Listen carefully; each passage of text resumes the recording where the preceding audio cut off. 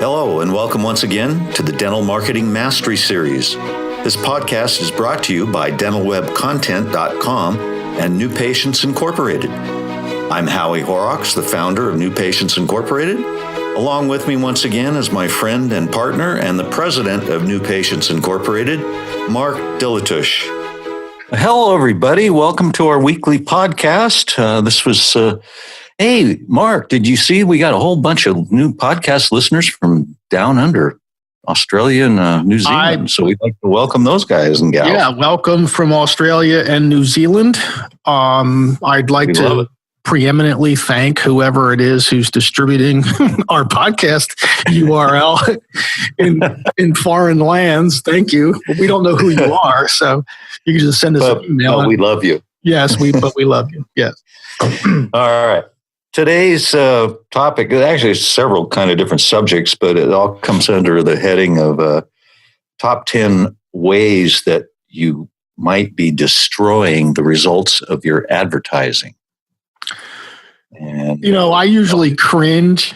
I usually cringe when I see an article in dentistry that starts with the top 10 or top 5 or top 7 or top 4.5 or whatever. I just kind of automatically don't read it just because I don't like the title. But I was kind of cracking up when we came up with this title. But nevertheless, we try to spend our half hour with you taking little pieces of an overall properly done, properly designed, orchestrated marketing plan and feed it to you with the testing, the research, the numbers, everything that we have at our disposal. And a lot of times it ends up with some of these things are out of our hands. And so Howie and I discussed it and we said, let's look over the questions that we get.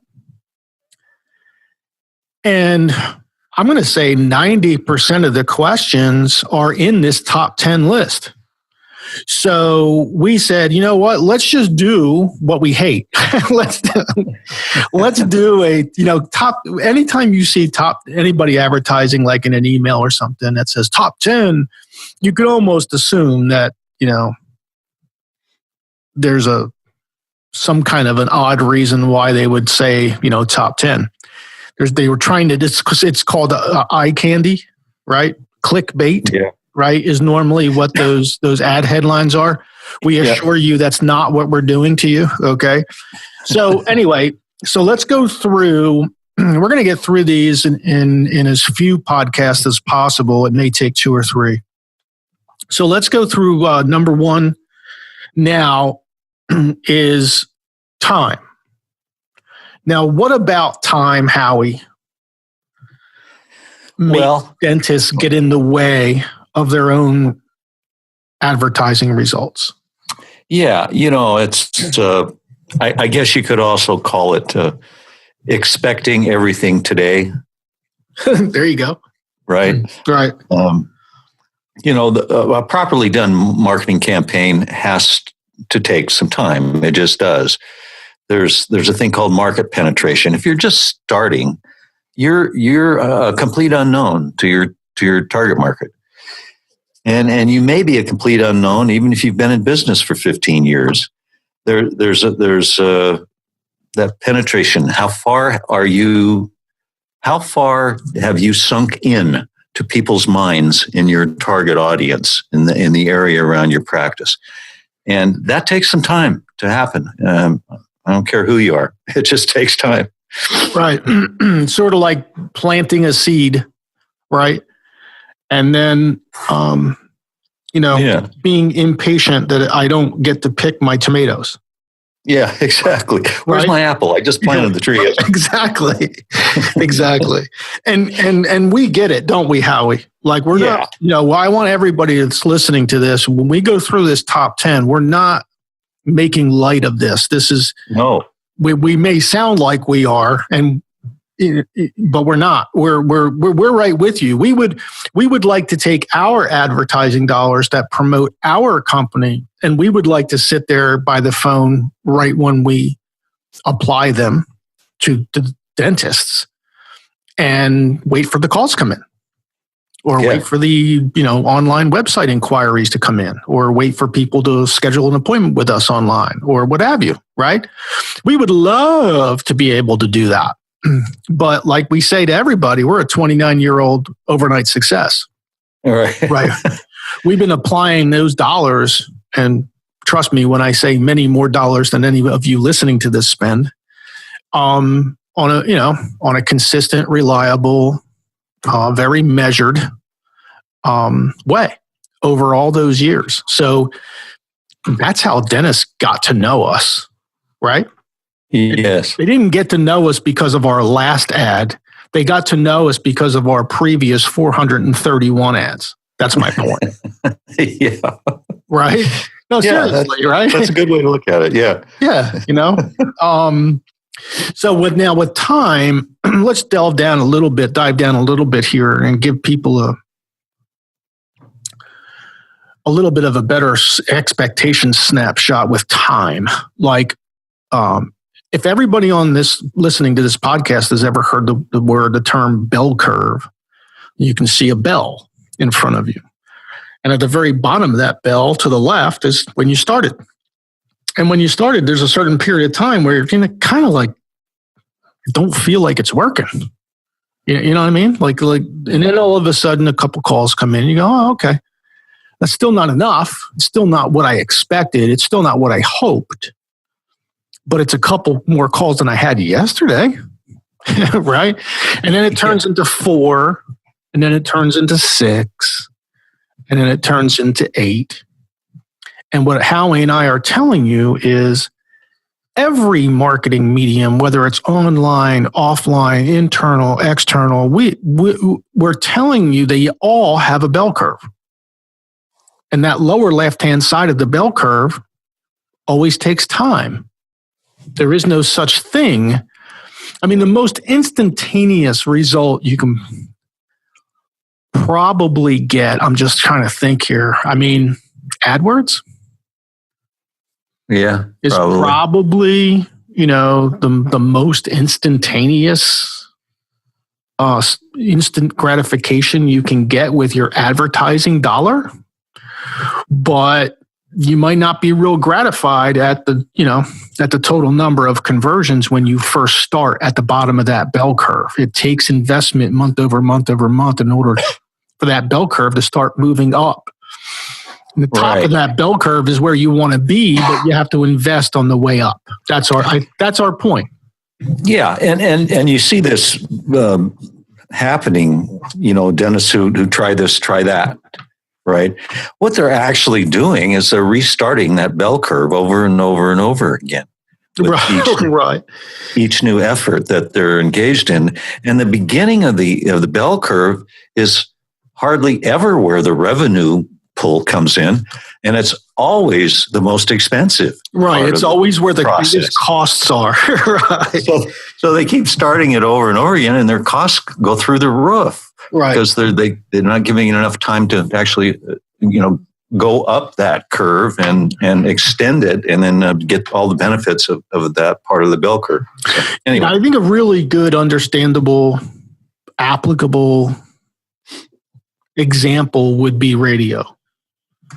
The first time you heard a radio ad, you did not respond to it.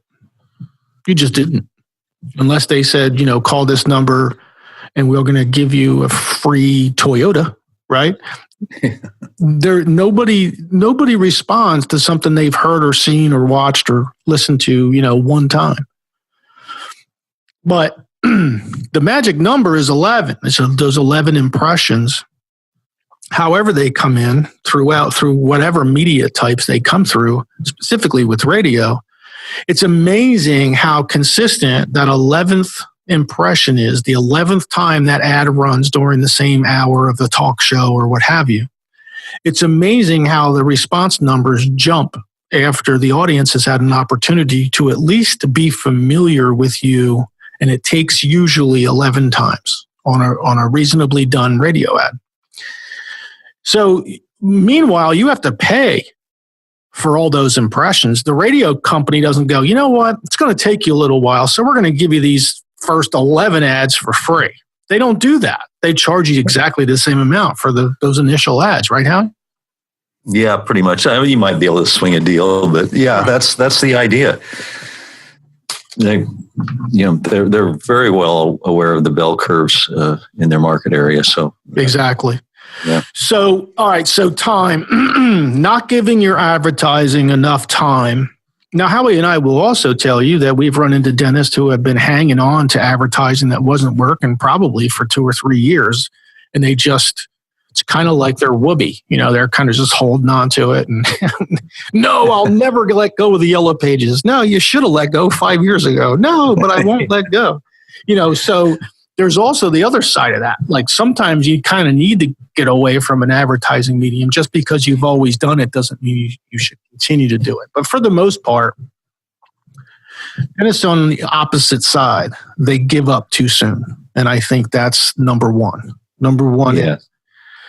Y'all give up a little too soon, and you, like Howie said, you just spent your money for the ramp, and then you weren't even in the game to get the result. You just bailed, right? So that's number one. I think number two,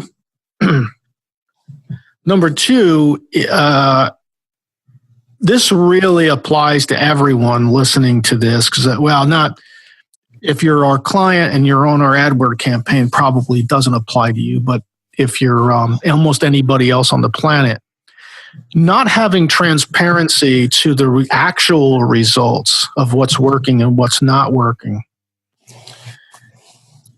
is absolutely destructive to the results of your advertising. So the scenario is your phone rings, or you get inquiries on the internet, or you get online scheduling appointments, or what have you. However the dental consumer is connecting with you and making appointments. So there's a certain number of those people. So the logical question from an advertising sense is, where do they come from? And for the most part, I'd say, probably 70% of the dentists out there just go up to the front desk and they say, hey, Jane, how do you think our X advertising is working? And Jane looks at the doctor and says, I think it's working good. Or, I don't know. Phone's been pretty quiet today, right? These totally and completely non-associated, 100% subjective, sometimes even destructive comments come back to the doctor, and the doctor says, okay. And then what happens, the really destructive part of that is the doctor says, well, I guess that didn't work. I'm going to try something new. Yeah. Okay. Which is what Howie said about time. Okay. So these two things, there's top 10 ways to destroy the results of your advertising. These two are very much intertwined. Right. Because if you don't know if something's working or not, then you're not in a position to make an expensive decision on whether to continue it or curtail it. Right. It's like back in the old days when the Yellow Pages people would call you up and say, well, the deadline's in 3 days. Sorry, we didn't call you sooner. Right. You're going to have to re-up now, and it's it's going to cost you $20,000. Well, you're going to make a $20,000, $50,000 decision, and depending on the medium you're using, it could be a much bigger decision than that. Right. Based on no data, no reliable data other than how somebody feels. Right. You know what I'm saying? It's just not. It's or the data in the practice management software, which is very often incorrect or just missing. It doesn't give you an accurate picture either. So it's tough for you to make a decent decision based on the scenario. Now, we don't blame you, the doctor. We don't blame the staff. We don't really blame anyone. Okay. It's just, this is more of a realization. Okay. There is an inherent flaw in result tracking in dental offices. We also understand that none of you know exactly where all your patients came from, and none of you can trace back all the dollars that were generated from a certain advertising campaign. None of you can. So we go into this with the understanding that perfect is unattainable, and that's okay. But we also go into it understanding that not knowing hardly anything is terrible. Okay, so our goal is to simply learn as much as we can about the true results of the advertising that we're doing. And we use tools to do that. Call tracking is a tool. Basically, I'm not going to say that's all it is, but it's certainly a tool to help you quantify the direct responses to an advertising media. Let's say you have one on your website, or you have one on an AdWord landing page, or you have one on a mail piece, or you have one on your Facebook, whatever. Okay. You have them all over the place, and at least you know those people who called that number were direct responses off of that ad. That doesn't mean that's all the ad generated. Notice I didn't say that that's the extent of the benefit from the ad. What I said was those are the direct responses. In other words, those people didn't go anywhere else and call from anywhere else. They used that number, and that number only exists on whatever ad that was, whether it's online, offline, internal, external, doesn't matter. That phone number is nowhere else on the planet Earth except for whatever advertising that was. Okay, call tracking is a big, gigantic help in getting you from, hey, Jane, how's our advertising doing? to, now I can count. Now I can measure, right? I still can't see the revenue. I still don't have transparency to the revenue, but at least I can listen to the call and determine whether these patients became new patients or not. Or I can determine whether my staff is doing a good job at handling the tougher questions on the phone or not, right? There's a lot of things I can do with a very affordable tool called, we just call it call tracking. Okay. Right. So that's available to everybody listening to this. I mean, there's no reason why all of you couldn't implement this almost immediately. Now, having said that, you have to watch yourself. You have to be careful. Just because you're making an improvement, don't assume that the direct calls from this advertising is the only benefit to your practice, because we've proven it's only about 35 to 40% in most cases. Okay, and specifically, what I'm talking about here is mail. Let's hold on right there for a second, Mark. You got it. We'll take a short break, and we'll be right back, and we'll talk about what Mark just brought up here. Don't go away. Hello, everybody. This is Howie Horrocks, and along with me is Mark Dilatush, the president of New Patients Incorporated. How you doing, Mark? Hey, Howie. How are you? This is the part of the podcast where we get to brag about our company. Yay. So sometimes it gets lost in all these podcasts what New Patients Incorporated actually does. We have, I don't know how many podcasts, 75, 80, one a week for well over a year. And all of you listen to these a half hour at a time, and you might lose sight of what we do. So here's the short answer. We do everything we're talking about in these podcasts on behalf of our clients. Okay.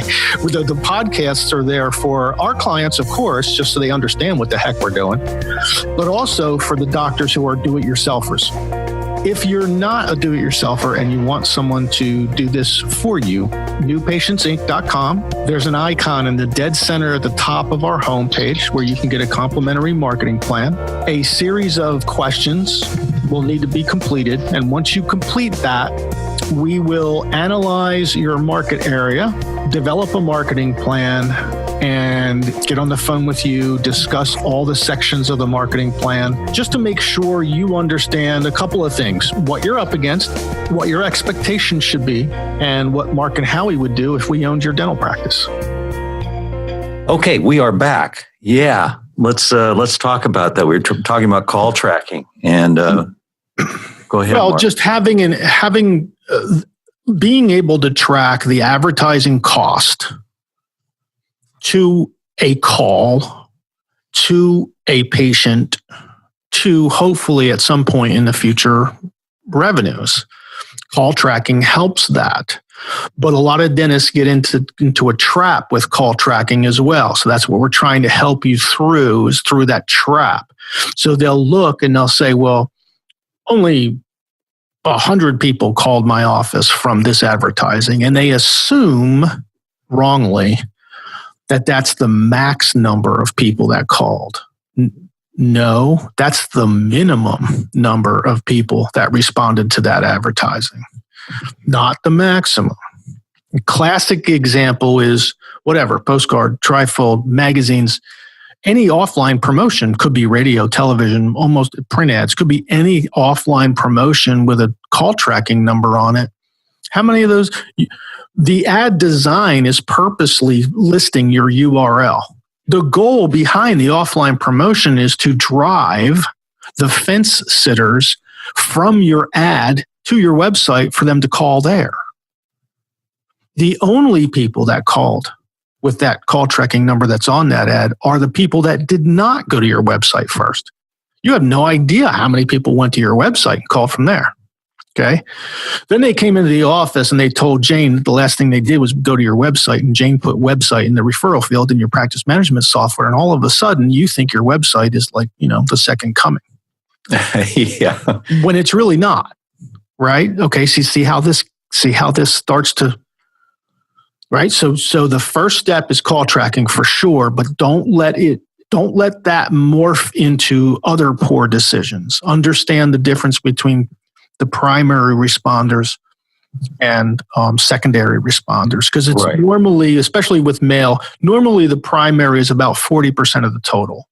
60% of the total has nothing to do with that mailer call tracking number. Right.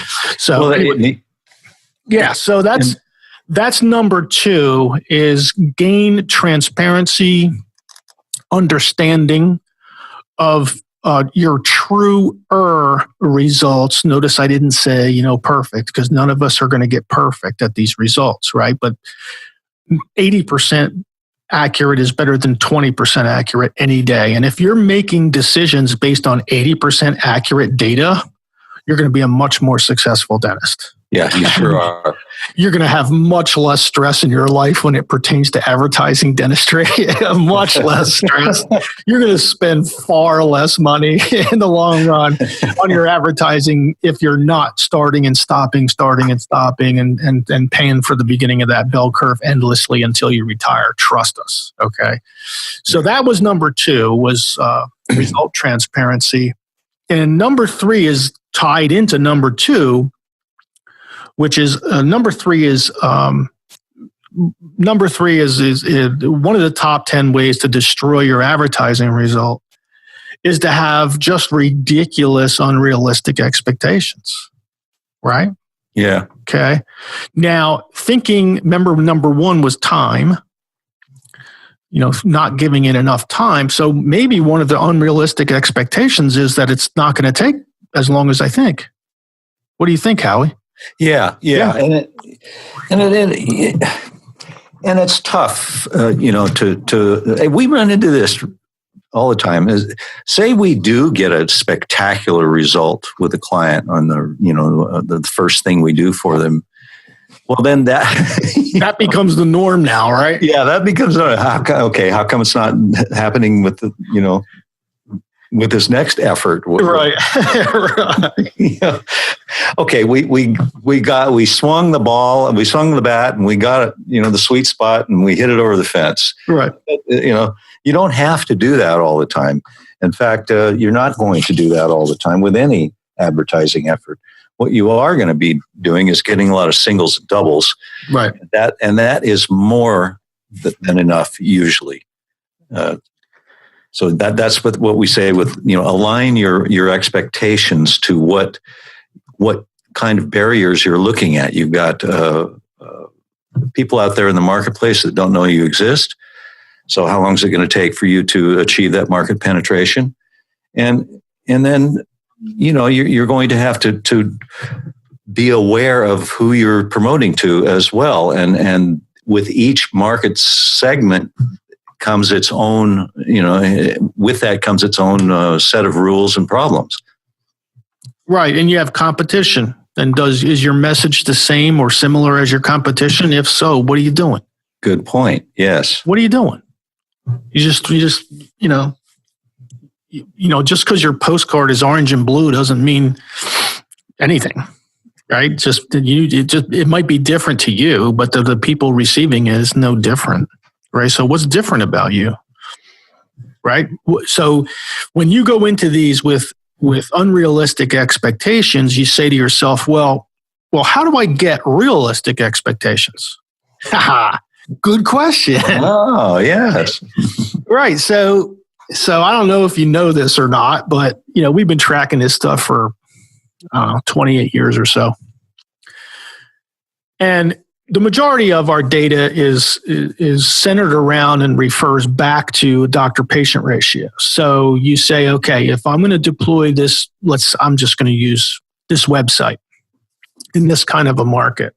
If I'm going to deploy mail, if I'm going to use an ad or try to promote implants in the obituary, area of the newspaper in this kind of a market, everything refers back to the doctor-patient ratio for us. Okay, so we have a pretty good idea. We'll be within 10 or 15%, 95% of the time.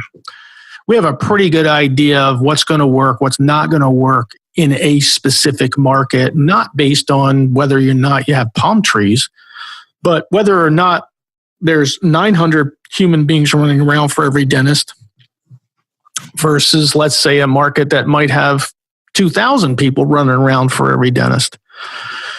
The targets are largely the same. They're largely the same because we always go after the moms who will, for the most part, not choose a dentist based on a price incentive. Actually, it kind of turns them off. So that's one of our claims to fame is we go after those people, and it's amazing. Our clients really like those people. So when somebody comes to us and says, "Hey, man, I need 50 additional new patients a month," and I look at them and I look at the data and I say, "Well, how many? What do you got? 2, 3 doctors in the office?" Yeah. What are you going to do with all of them? Yeah, no, just me. I was like, wait a second. Okay. Do you have a practice now or is this a startup? No. I've been here for 15 years.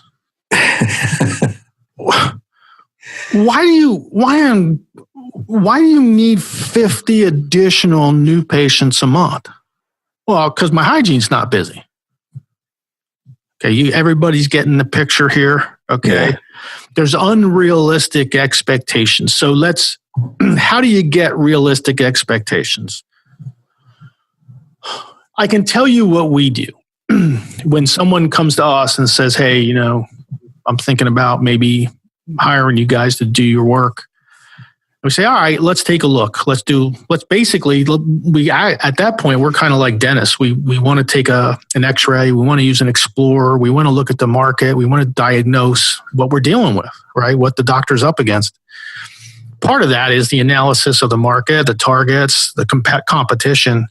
But the competition side is really what sets our expectations. So really, for number 3, unrealistic expectations, the real question that would help everybody listening to this would be, well, heck with dentists, what does NPI do to set their expectations? They've been doing this for 28 years, right? Okay, good question. We always look at the doctor-patient ratio, and we have result data for every media type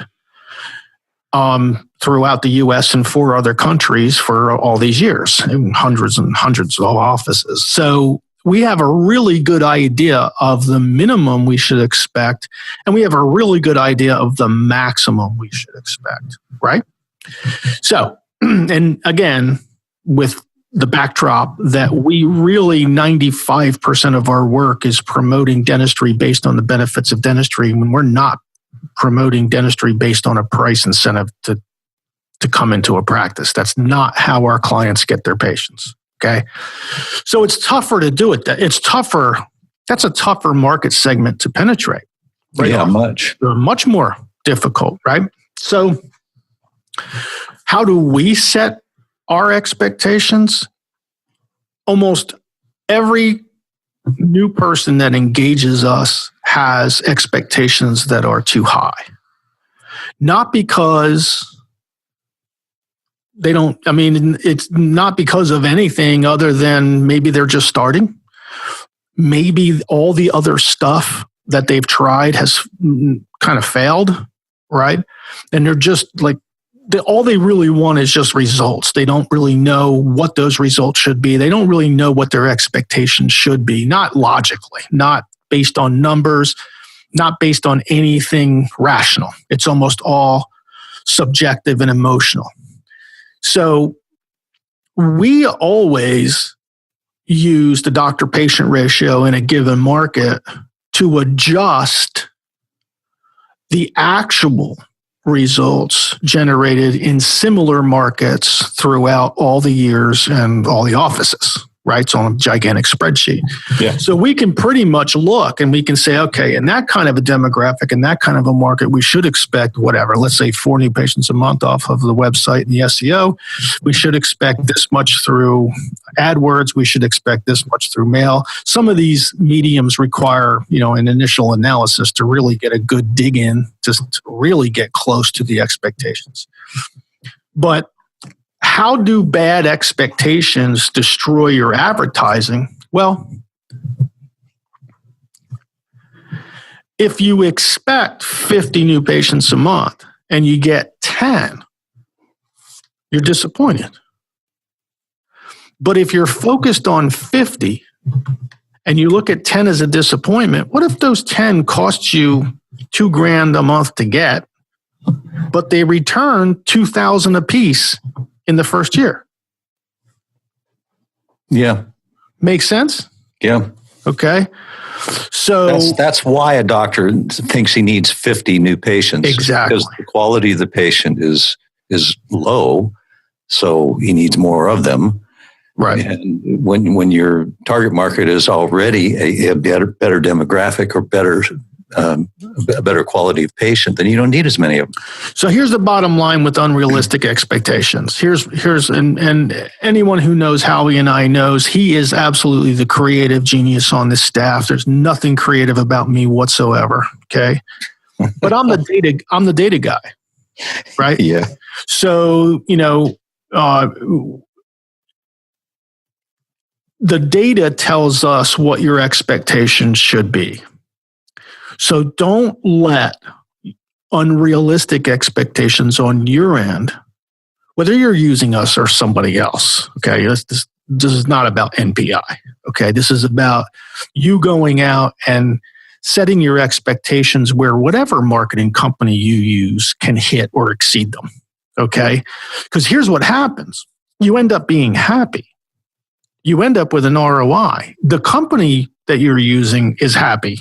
You end up staying with them for 3, 5, 7, 10, 21, 23 years. Oh my God. How awesome would that be? Right? You don't have these crazy decisions to make based on unrealistic expectations every year. So yeah. Let's close it up, Howie. Yeah, that's we've gone a little long. Thank you for hanging in with us. We'll be back next week with some more of these topics on how you can avoid more of the top 10 ways you can destroy your own advertising results. I'm so embarrassed we're doing a top 10. I know it's real clickbaity, but we don't care. Yeah. Just for fun. Thanks a lot, you guys. Bye now. We hope you've enjoyed our podcast today. You can find more podcasts on our YouTube channel, on Stitcher, and iTunes. Also on our websites, dentalwebcontent.com and newpatientsinc.com.